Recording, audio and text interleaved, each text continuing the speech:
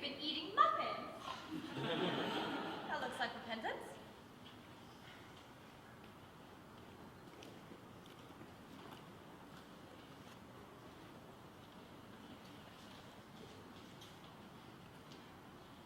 They don't seem to notice us at all.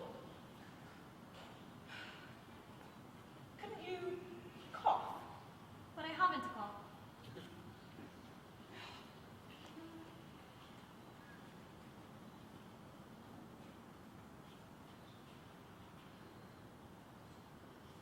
They're looking at us.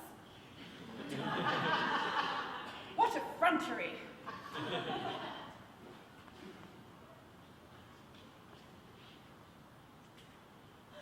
They're approaching. That's very forward of them. Let us preserve a dignified silence. Certainly. It is the only thing to do now.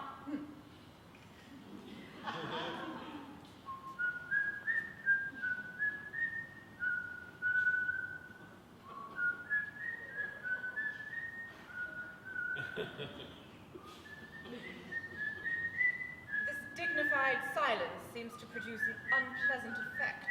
A most distasteful one. But we will not be the first to speak. Certainly not. Mr. Worthing, I have something very particular to ask you. Much depends on your reply. Gwendolyn, your common sense is invaluable. Mr. Moncrief, kindly answer me the following question. Why did you pretend to be my guardian's brother?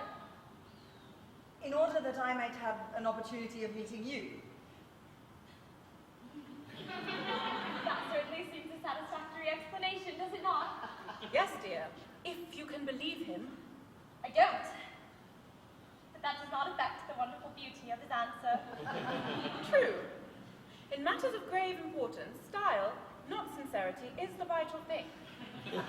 Mr. Worthing, what explanation can you offer to me for pretending to have a brother? Was it so that you might have the opportunity of coming up to town to see me as often as possible? Can you doubt us, Miss Fairfax? I have the gravest doubts upon the subject, but I intend to crush them. This is not the moment for German skepticism. Their explanations appear to be quite satisfactory, especially Mr. Worthing's. That seems to me to have the stamp of truth upon it. I am more than content with what Mr. Moncrief said. His voice alone inspires one with absolute credulity. Then, you think we should forgive them? Yes. I mean, no. True. I had forgotten. There are principles at stake that one cannot surrender. Which of us should tell them? The task is not a pleasant one. Could we not both speak at the same time? An excellent idea. I nearly always speak at the same time as other people. Will you take the time from me? Certainly. Your Christian names are still an insuperable barrier. That is all. Our Christian names? Is that all? But we are going to be christened this afternoon. For my sake, are you prepared to do this terrible thing? I am. To please me, are you ready to face this fearful ordeal? I am. How absurd to talk of the equality of the sexes. Where matters of self-sacrifice are concerned, men are infinitely beyond us. We are. They have moments of physical courage of which we women know absolutely nothing. Darling! Darling.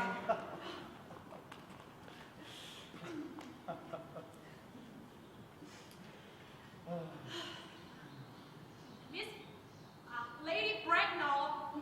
Good heavens! Gwendolyn, what does this mean? Merely that I am engaged to be married to Mr. Worthing, Mamma. Come here. Sit down.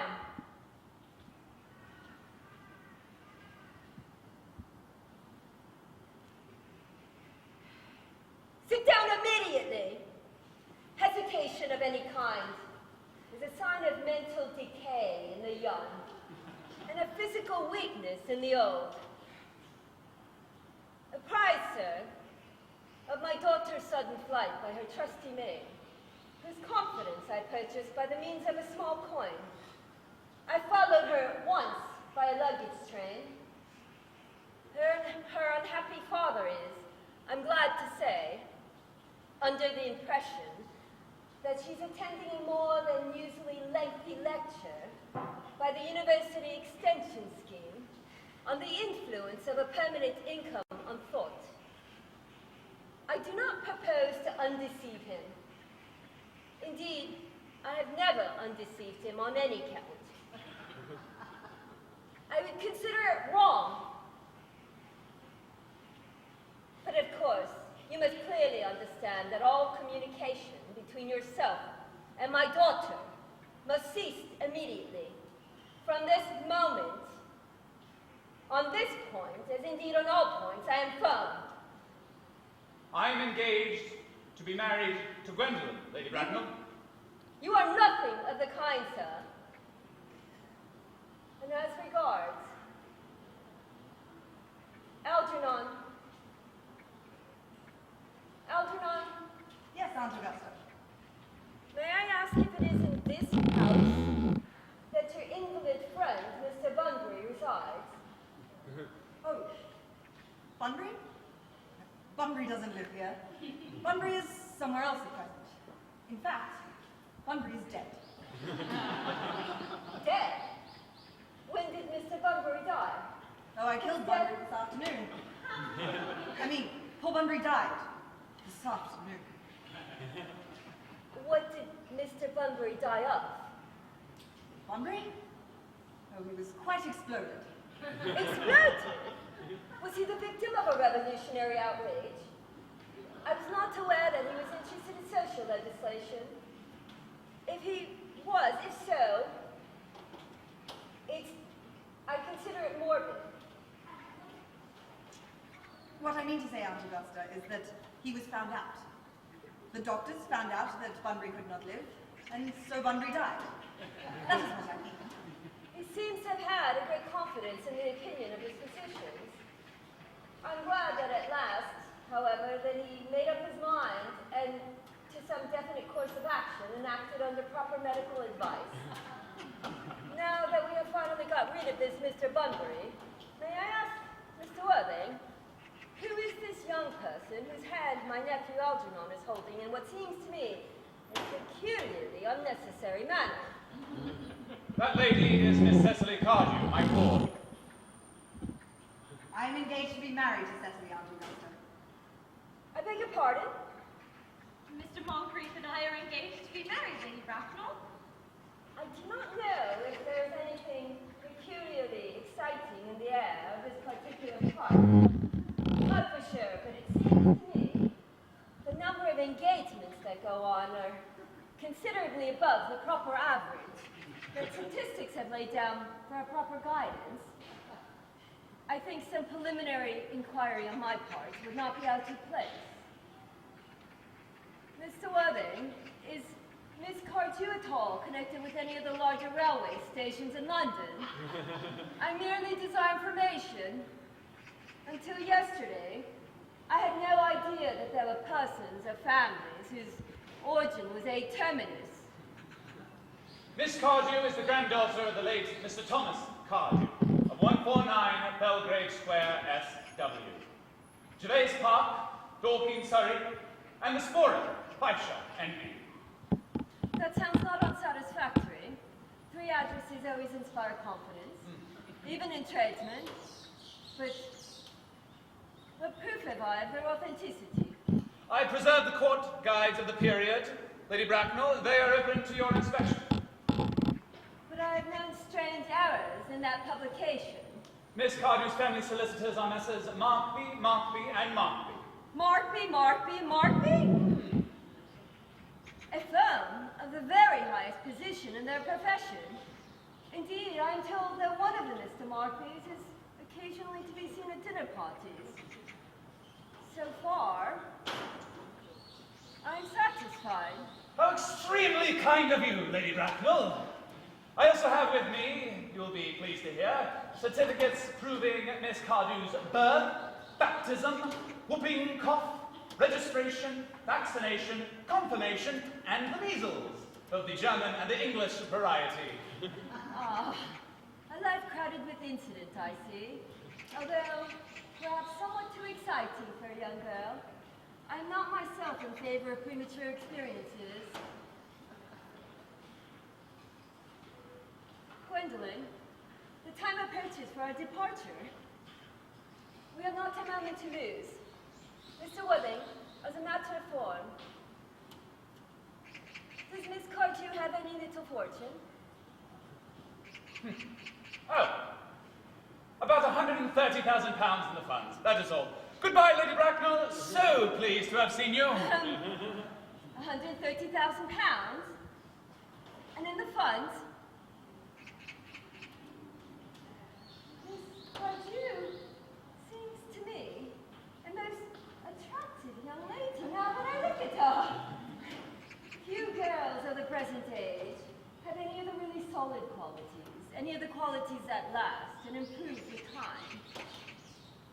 We live, I regret to say, in an age of surfaces. Come over here, sweet child.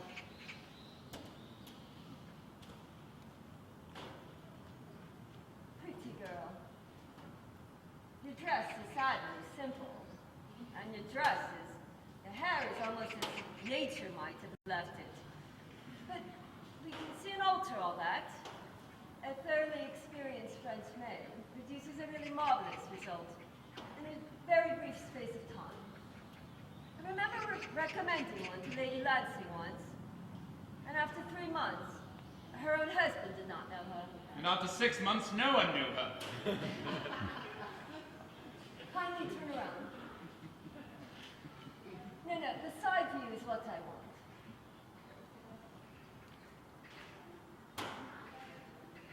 Yes, quite as I expected. There are distinct social possibilities in your profile. The two weak points of our age are its want of principle and its want of profile. The chin a little higher, dear. Style largely depends on the way the chin is worn. They're worn very high at present. Algernon. Yes, Aunt Augusta. There are distinct social possibilities in Miss Cardew's profile. Cecily is the sweetest, dearest, prettiest girl in the whole world. And I don't care tuppence about social possibilities. Never speak disrespectfully of society, Algernon. Only people who can't get into it do that. But of course, you know that Algernon has nothing but his debts to depend upon. But I do not approve of mercenary marriages. When I married Lord Bracknell, I had no fortune of any kind. But I never dreamed for a moment of allowing that to stand in my way. Well, I suppose I must give my consent now. Thank you, Aunt Augusta. You may kiss me, Cecily. Thank you, Lady Bracknell. You may address me as Aunt Augusta for the future. Thank you, Aunt Augusta. The marriage, I think, had better take place quite soon. Thank you, Aunt Augusta. Thank you, Aunt Augusta. To speak frankly, I'm not in favor of long engagements. They give people the opportunity of finding out each other's character before marriage, which I think is never impossible. I beg your pardon for interrupting you, Lady Bracknell, but this engagement is quite out of the question. I am Miss Cardew's guardian, and she cannot marry without my consent until she comes of age. That consent, I absolutely decline to give. Upon what grounds, may I ask? Algernon is an extremely, I may say almost ostentatiously, eligible young man.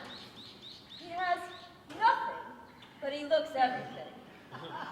What more can one desire? Pains me greatly to have to speak frankly to you about your nephew, Lady Bracknell. However, I must say that I do not approve at all of his moral character. I suspect him of being untruthful. Untruthful? My nephew, Algernon? Impossible. He's an Oxonian. I'm afraid there can be no possible of doubt about the matter.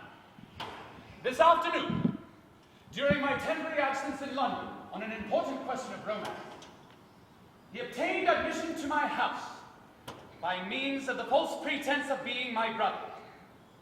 Under an assumed name, he drank, I've just been informed by my butler, an entire pint bottle of Perrier Jouet Brut 89, a wine I was specially reserving for myself.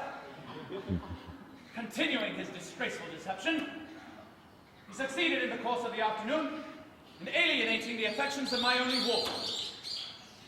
He subsequently stayed to tea and devoured every single muffin. And what makes his conduct all the more harsh is that he was perfectly well aware from the first that I have no brother, that I never had a brother, and that I don't intend to have a brother, not even of any kind. I distinctly told him so yesterday afternoon.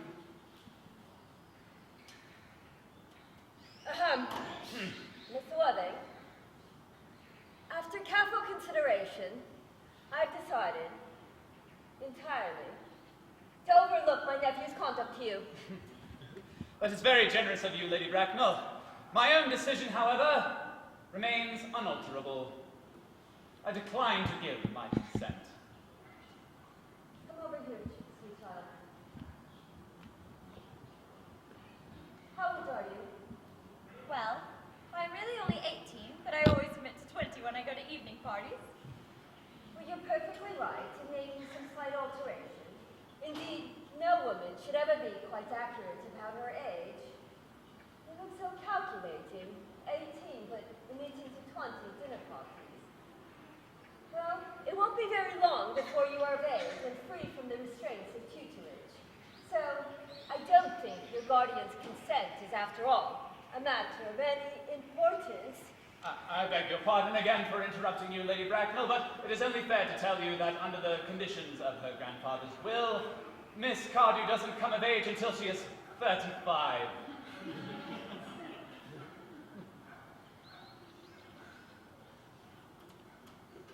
That does not seem to me to be a grave objection. 35 is a very attractive age.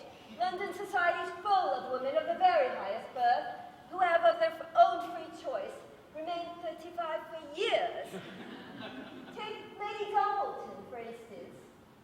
To my knowledge, she has been 35 ever since she arrived at the age of 40, which was many years ago now. I see no reason why our dear Cecily should not be even more attractive at the age you mentioned that she is at present. And there will be a large accumulation of property. Algie, could you wait for me till I was 35? Of course I could. You know I could. Yes, I felt it instinctively. But I could not wait all that time. I hate waiting even 5 minutes for anybody. It always makes me rather cross. I am not punctual myself, I know, but I do like punctuality in others. And waiting, even to be married, is quite out of the question. Then what is to be done, Cecil? I don't know, Mr. Moncrief. Mr. Worthing, as Miss Cardew states positively that she cannot wait till she's 35, a remark I feel bound to say shows a somewhat impatient nature. I would beg of you to reconsider your decision. Lady Bracknell, the decision is entirely in your own hands. As soon as you consent to my marriage with Gwendolen, I will be more than happy to allow your nephew to form an alliance with my ward. You must be quite aware that what you propose is out of the question. And a passionate celibacy is all that we have to look forward to. That is not the destiny I propose for my Gwendolen. Algernon, of course, can choose for himself.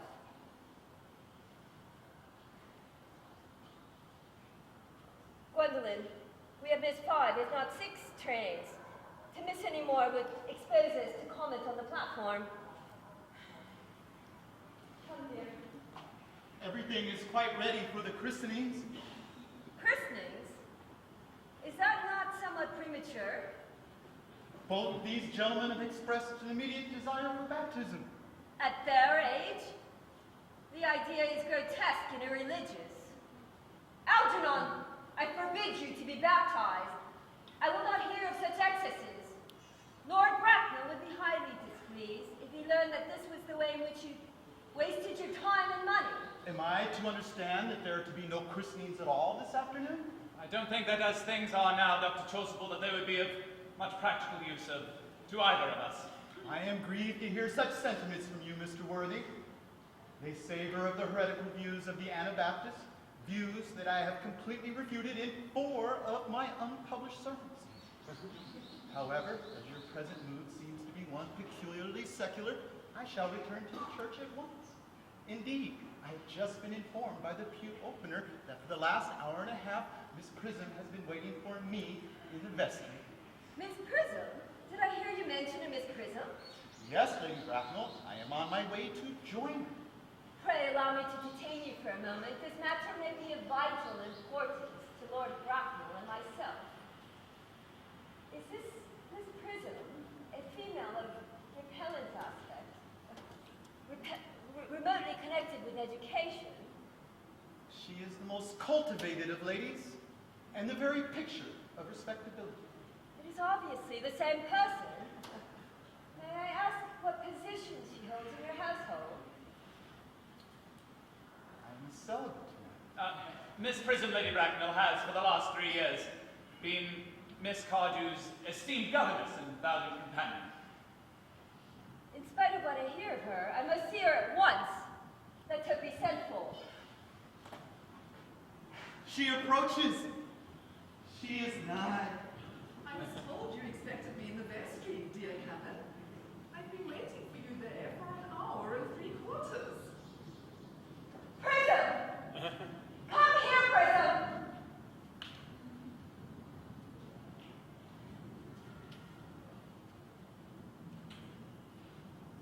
Prism, where is that baby? 28 years ago, Prism, you left Lord Bracknell's house, number 104, up on Grosvenor Street, in charge of a perambulator that contained a baby of the male sex. You never returned. A few weeks later, through the elaborate investigations of the Metropolitan Police, the perambulator was discovered at midnight, standing by itself on the corner of Bayswater. It contained a manuscript of a 3-volume novel of more than usually revolting sentimentality. But the baby was not there. Prism, where is that baby? Lady Bracknell, I admit with shame that I do not know. I only wish I did. The plain facts of the case are these. On the morning of the day you mention, a day forever branded on my memory, I prepared as usual to take the baby out in its perambulator. I had also with me a somewhat old but capacious handbag, in which I intended to place the manuscript of a work of fiction I had written during my few unoccupied hours. In a moment of mental abstraction, for which I never can forgive myself, I deposited the manuscript in the bassinet and placed the baby in the handbag. What? But where did you put the handbag? Do not ask me, Mr. Worthing. No, Miss Prism, this is a matter of no small importance. I insist on knowing where you deposited the handbag that contained that infant. I left it in the cloakroom of one of the larger railway stations in London. Which railway station? Victoria, the Brighton line.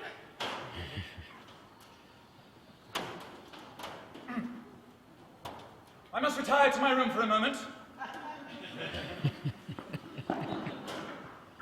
Gwendolen, wait here for me. Mwah. If you're not too long, I'll let you hear all my life. What do you think this means, Lady Bracknell? I dare not disrespect Dr. Chasuble. I need hardly tell you that in examining my position, strange coincidences are not supposed to occur. They're hard to consider the thing. Uncle Jack seems strangely agitated. Your guardian has a very emotional nature. This noise is extremely unpleasant. It sounds as if he's having an argument. I dislike arguments of any kind. They're always vulgar and often convincing. It has stopped now. I wish he would arrive at some conclusion. The suspense is terrible. I hope it will last.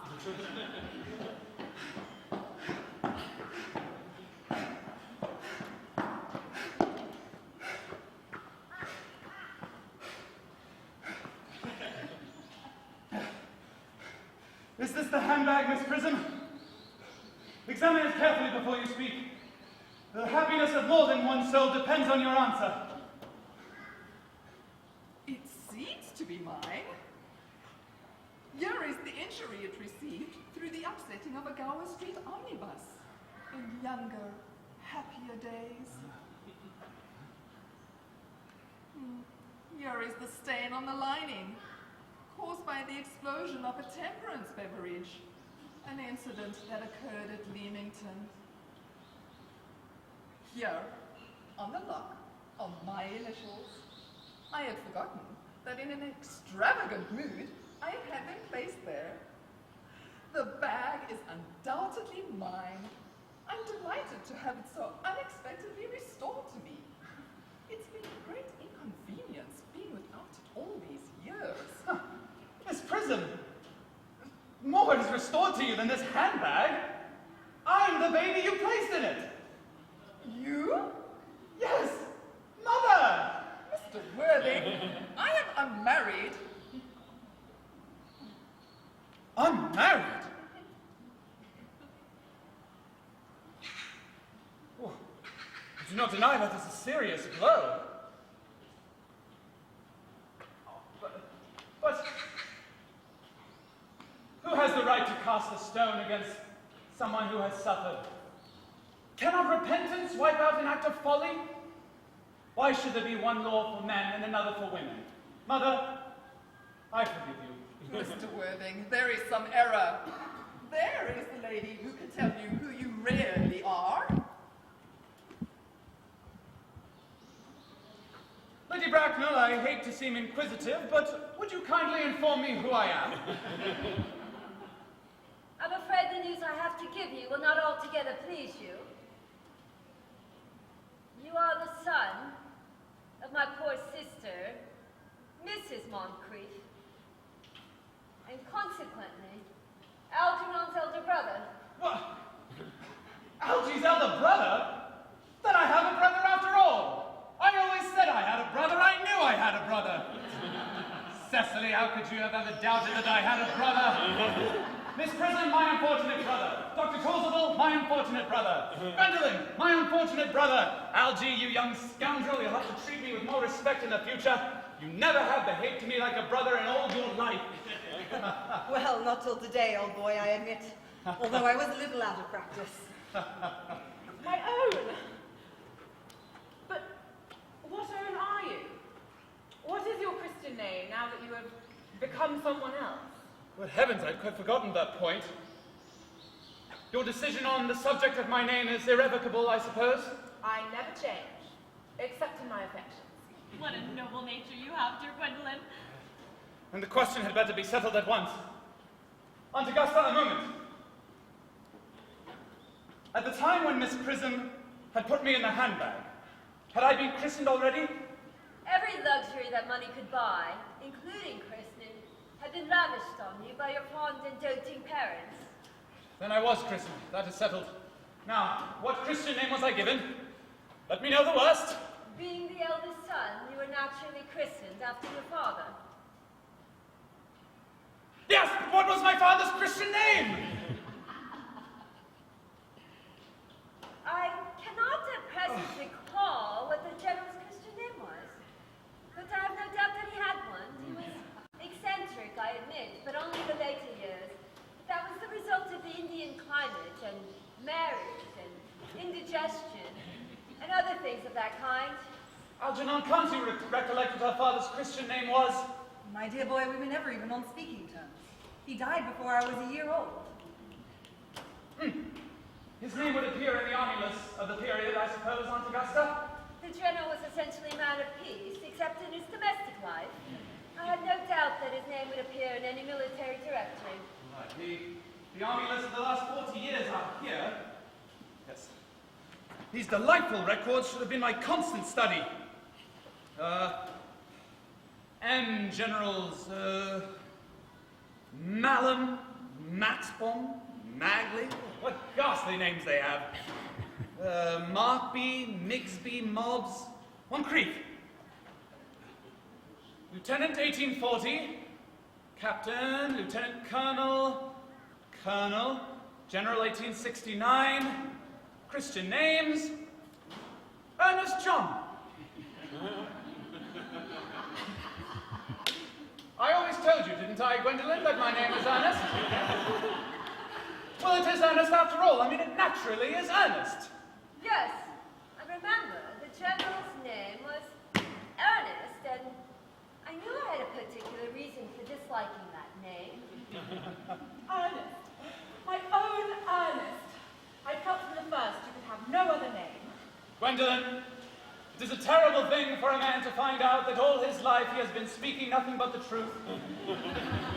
Can you forgive me?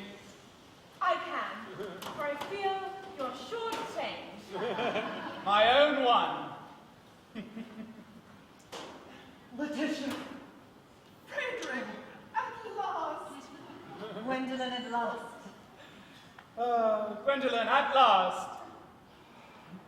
My nephew, you seem to be displaying signs of triviality. On the contrary, Aunt Augusta, I've now realized for the first time in my life the vital importance of being earnest.